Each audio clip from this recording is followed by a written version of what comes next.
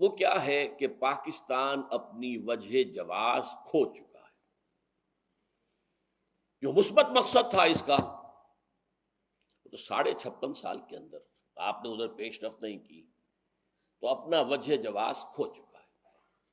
اسے فارسی کا بڑا پیارا لفظ ہے جو انگریزی میں بھی استعمال ہوتا ہے، ریزان دی عطو، لیکن وہ انگریزی میں ہم پڑھیں گے تو ریزون دی ایٹرے، کسی شے کے وجود کے لیے وجہ جواز۔ کوئی ہے تو کیوں ہے، ہم ہیں تو کیوں ہیں، وہ وجہ جواز پاکستان کھو چکا۔ اور ظاہر بات ہے کہ کوئی شے جب اپنی وجہ جواز کھو بیٹھے تو اب وہ ایک ایسی کشتی کے مانند ہے جس کا لنگر ہی نہیں، لہذا کوئی لہر آئے گی ادھر لے جائے گی، کوئی اس کو زوردار اور لہر آ جائے گی ادھر لے جائے گی۔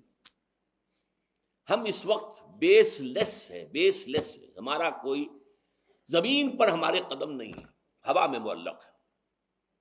ہم پر قرآن مجید کی وہ آیات جو ہیں اس وقت جو ہے راست آتی ہیں، جو یہود اور نصارہ سے خطاب کر کے کہی گئی ہیں، قل یا اہل الکتاب لستم علی شیء حتی تقیموا التوراۃ والانجیل وما انزل الیکم من ربکم۔ اے نبی کہہ دیجئے، اے اہل کتاب، اے یہودیوں، اے عیسائیوں، لستم علی شیء، تم کسی شے پر قائم نہیں ہو، تمہاری کوئی بیس نہیں ہے، تمہاری کوئی بنیاد نہیں ہے، تمہاری کوئی جڑ نہیں ہے، جب تک کہ تم تورات اور انجیل اور جو کچھ تم پر نازل کیا گیا، چونکہ اور بھی صحیفے ہیں نبیوں کے، زبور بھی ہے، تو تورات اور انجیل کے ساتھ وما انزل الیکم من ربکم، اور دوسرے انبیاء بنی اسرائیل پر جو کچھ نازل کیا ہم نے اسے قائم نہیں کرتے، تو تمہاری کوئی بنیاد ہی نہیں۔ اس کو میں یوں بھی کہا کرتا ہوں کہ تمہارا منہ ہی نہیں کہ ہم سے دعا کرو، تمہاری دعا تمہارے منہ پر دے ماری جائے گی۔ کس منہ سے دعا کرتے ہو؟ تم نے ہمارا قانون، ہماری ہدایت جو ہم نے دی تھی اسے تو نافذ کیا ہی نہیں۔ لستم علی شیء۔ پاکستان کی اس وقت صورتحال یہ ہے، بیزون دی ختم۔ نمبر 2، مذہبی اعتبار سے جب میں اس کو بیان کروں گا تو وہ یہ ہے کہ اللہ تعالی سے ہم نے وعدہ خلافی کی۔ ہم سے کہا تھا اے اللہ ہمیں انگریز اور ہندو کی دوہری غلامی سے نجات دے۔ انگریز کی غلامی بھی ہم پر تھی، ہندو کی بھی تھی۔ ہندو کی معاشی غلامی میں ہم مبتلا تھے۔ ہندو بنیا ایک گاؤں میں بیٹھا ہوا ہے اور وہ سود پر رقمیں دے رہا ہے اور مسلمانوں کی زمینداروں کی زمینیں ہتھیا رہا ہے۔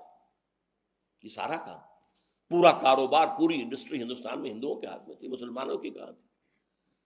لوگ پاکستان کی برکات جب بیان کرتے ہیں بہت سے دانشور تو کہتے ہیں کہ نہیں، پوری انارکلی بازار کے اندر ایک دکان تھی مسلمان کی، پوری انارکلی میں، جبکہ آبادی میں مسلمانوں کی اکثریت۔ تو یہ حال، ہمارے اوپر 2 غلامیاں مسلط تھیں۔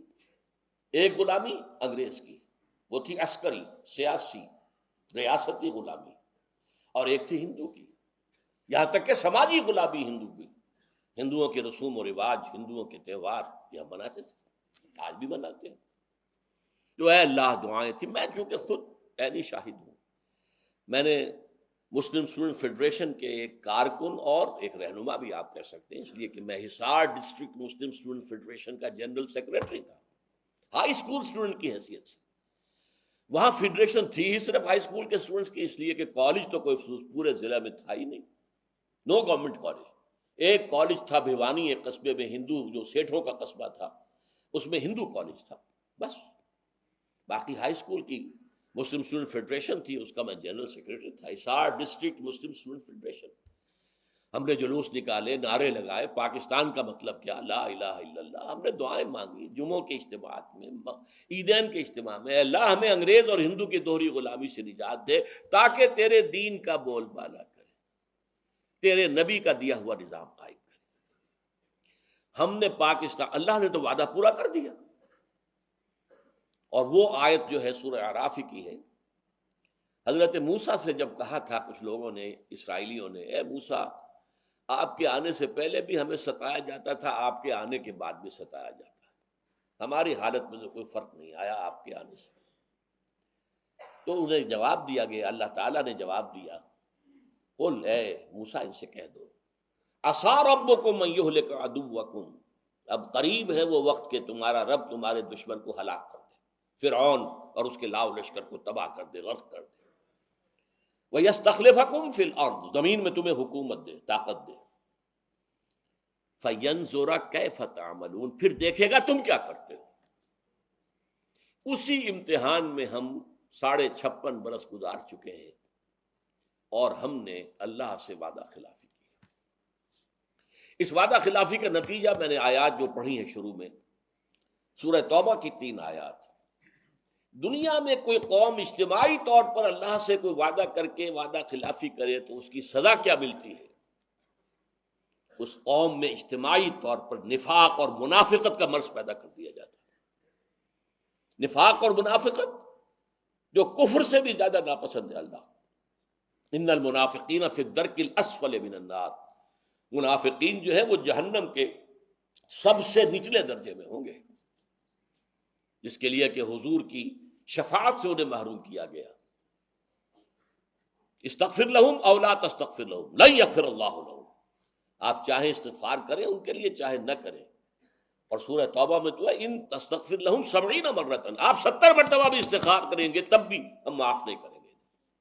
وہ ہے منافق۔ چنانچہ ان آیات میں کیا کہا گیا، میں نے بارہا اس کو بیان کیا ہے۔ وَمِنْهُمْ مَنْ عَاهَدَ اللَّهَ، مدینے کے منافقوں میں ایک قسم ان کی ہے جنہوں نے اللہ سے ایک عہد کیا تھا، لَئِنْ آتَانَا مِنْ فَضْلِهِ، اگر اللہ ہمیں اپنے فضل سے نواز دے گا، غنی کر دے گا، دولت مند کر دے گا، لَنَصَّدَّقَنَّ، خوب صدقہ خیرات کریں گے، وَلَنَكُونَنَّ مِنَ الصَّالِحِينَ، اور ہم نیک لوگوں میں سے ہو جائیں۔ فَلَمَّا آتَاهُم مِّن فَضْلِهِ، جب اللہ نے انہیں اپنے فضل سے نواز دیا، بَخِلُوا بِهِ، اب بخل سے کام لیا، تجوریوں کے دروازے مقفل، بخلوا بہی، اور انہوں نے اللہ سے اعراض کیا۔ اس لیے اللہ تعالی نے فعاقبہم نفاقا فی قلوبہم، اللہ نے ان کے دلوں میں نفاق کی بیماری پیدا کر دی۔ الی یوم یلقونہ، یہ خطرناک ترین الفاظ ہیں اس سورت کے۔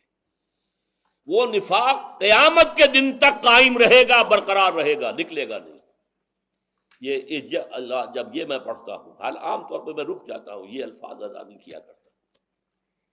عاقبہم نفاقا فی قلوبہم پہ بات ختم کر دیتے ہیں، اس لیے آگے کے الفاظ لرزہ طاری کرتے ہیں۔ الی یوم یلقونہ، اس دن تک جو ملاقات کا دن ہوگا قیامت کا، اس وقت تک نفاق یہ رہے گا۔ بما اخلف اللہ ما وعدوہ، بسبب اس خلاف ورزی کے جو انہوں نے اللہ سے وعدہ کیا ہوا اور اس میں خلاف ورزی کی، وبما کانوا یکسبون، اور وہ جو جھوٹ بولتے رہے کہ ہم ایسا کریں۔ تو پاکستانی قوم اس وقت اس اعتبار سے اجتماعی منافقت کا شکار ہے۔